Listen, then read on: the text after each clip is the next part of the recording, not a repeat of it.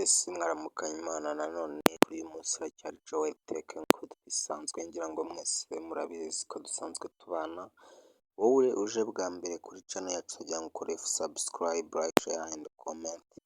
Uyu munsi ngiye kukwereka uburyo ushobora gufata telefone ya Airtel ukayihindura nka computer, ku buryo ushobora gukoresha telefone yawe nk'aho ari computer original.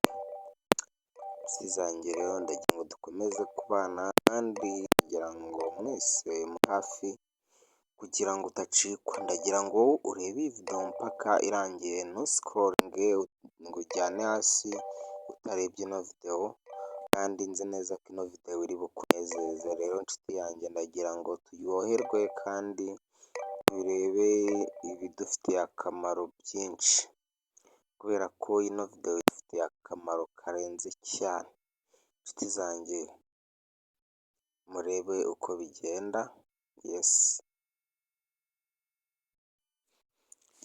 Twize hano muri search yacu, dusacinge mu Play Store, ngo murabibona.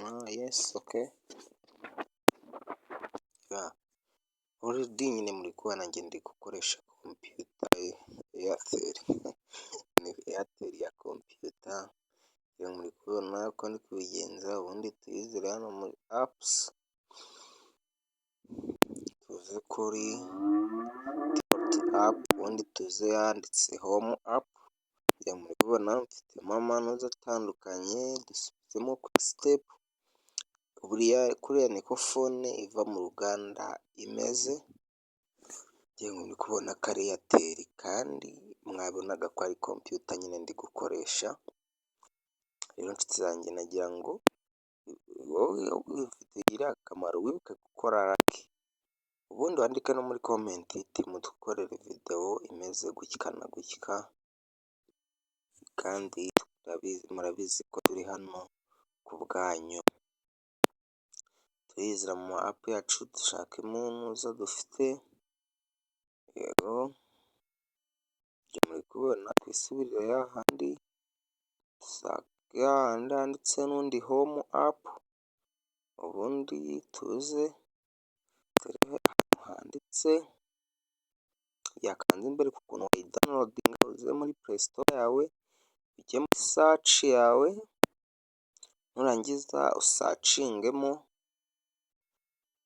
urasacingamo ijambo rivuga ngo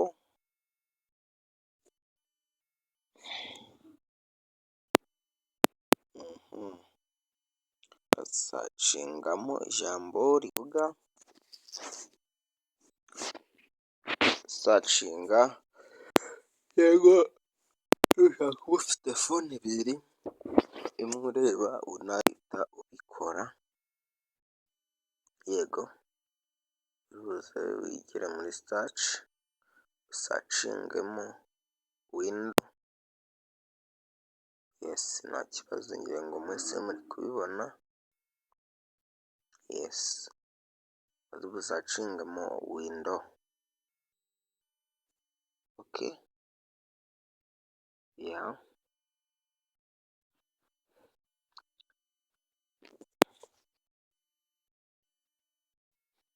Gusacinga window baraguha ama window menshi ariko ndagira ngo urebe iyo twebwe tugiye gukoresha iyo ariyo, kugira utaza guhitamo itariyo ugasanga phone yawe igize ikibazo. Urahitamo window ifite logo isa kuriya, muri kuyibona window 11 launcher. Window 11 launcher niyo twitemo. Numara kwidownloadinga ubundi uraza ukore open. Already ngiye muri kuyibona, kuko njye nsanzwe nyikoresha. Urabona ko hajemo na password nyine, uri nk'uko computer yaka, ngira ngo uri kubibona biransaba gushyiramo password.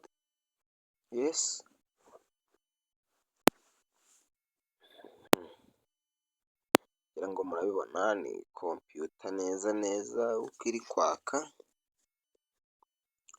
Already ibintu biri kugenda neza cyane, ndagira ngo mukurikire akantu kandi muza kubona ko bishoboka ko phone yahinduka nka computer yesi, nshyiramo pasiwadi,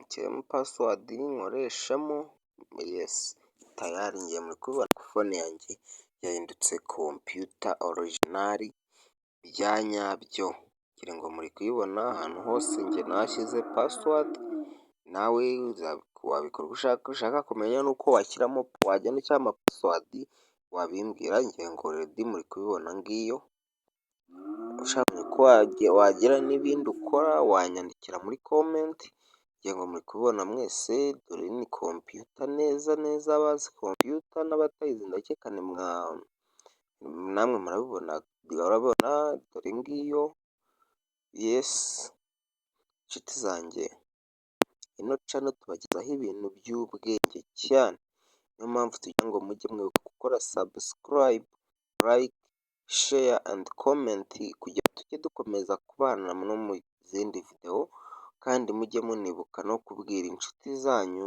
muzibwire ko hano hari ishuri kandi ishuri ryigisha neza, ibyo nta kundi kubigeraho usibye gukora sheya kugira na bagenzi banyu bamenye ko hano hari ibintu byiza cyane. Rero turabashimiye mwebwe muba mwakomeje kubana natwe mukurikira videwo zacu 5/5, twizeye ko Imana ikomeza kubana namwe kandi mumere neza, murakoze cyane.